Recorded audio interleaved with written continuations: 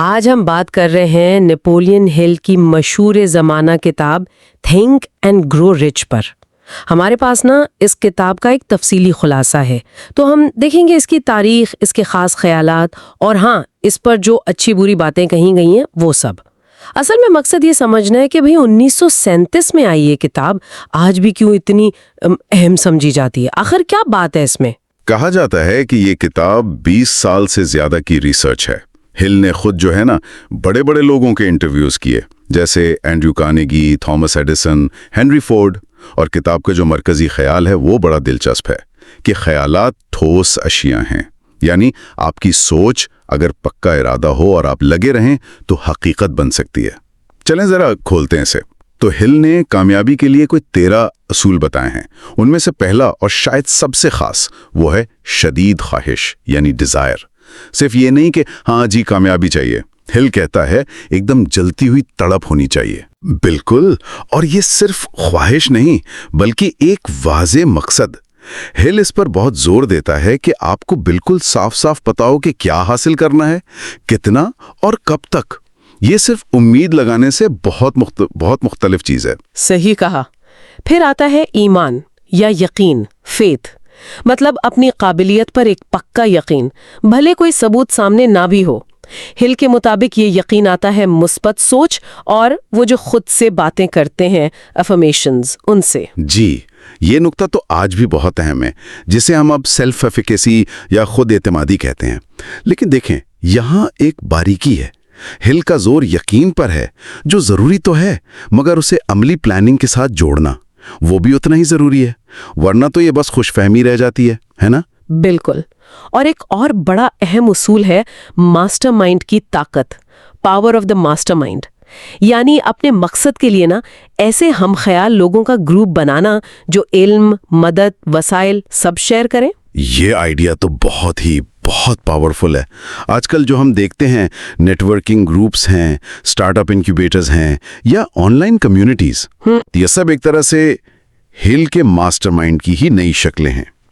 خیال یہ ہے کہ جب الگ الگ ذہن مل کر ایک مقصد پہ کام کریں تو وہ اکیلے بندے سے کہیں زیادہ حاصل کر سکتے ہیں۔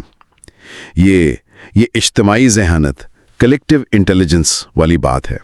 اور ظاہر ہے ثابت قدمی، پرسسٹنس۔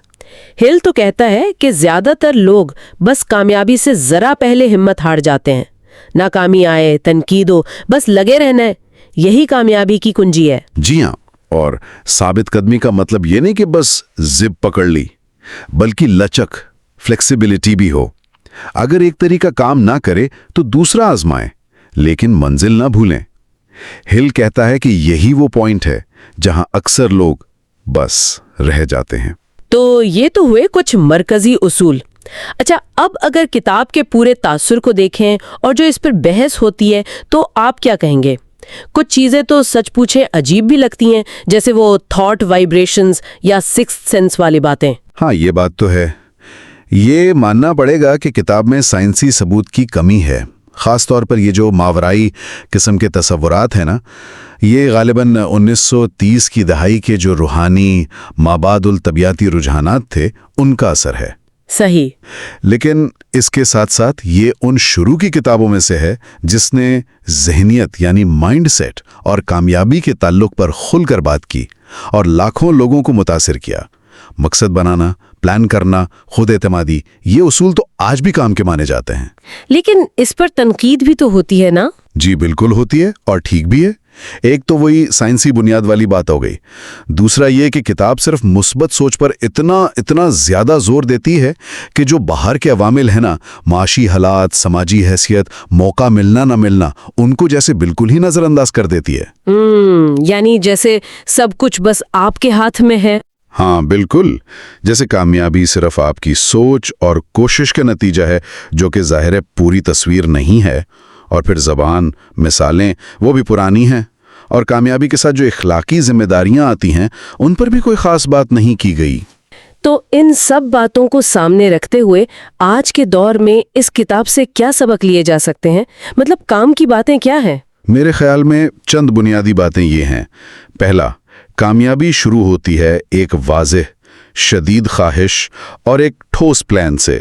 دوسرا، آپ کی سوچ اور آپ کے آس پاس کے لوگ، آپ کا ماسٹر مائنڈ، یہ آپ کی قسمت بنانے میں اہم ہے۔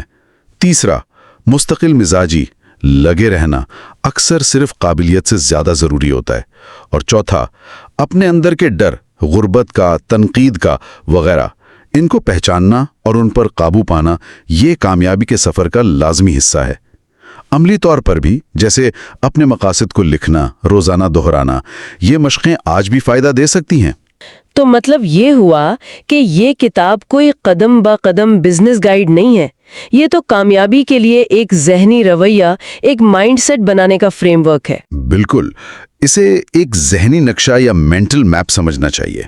اور اس کا اثر دیکھیں کتنا گہرا ہے کہ بعد میں جو بھی سیلف ہیلپ کتابیں آئیں، تقریباً ہر ایک میں آپ کو اس کے عکس ملیں گے، چاہے وہ براہ راست اس کا نام لیں یا نہ لیں۔ آخر میں اپنے سننے والوں کے لیے ایک سوال چھوڑ جاتے ہیں، کیا کامیابی واقعی زیادہ تر ذہنیت اور انفرادی کوشش کا ہی نتیجہ ہے، یا پھر ہمارے بیرونی حالات، مواقع، شاید قسمت، ان کا پڑھرا ہمیشہ زیادہ بھاری رہتا ہے، چاہے ہماری سوچ کتنی ہی مضبوط کیوں نہ ہو؟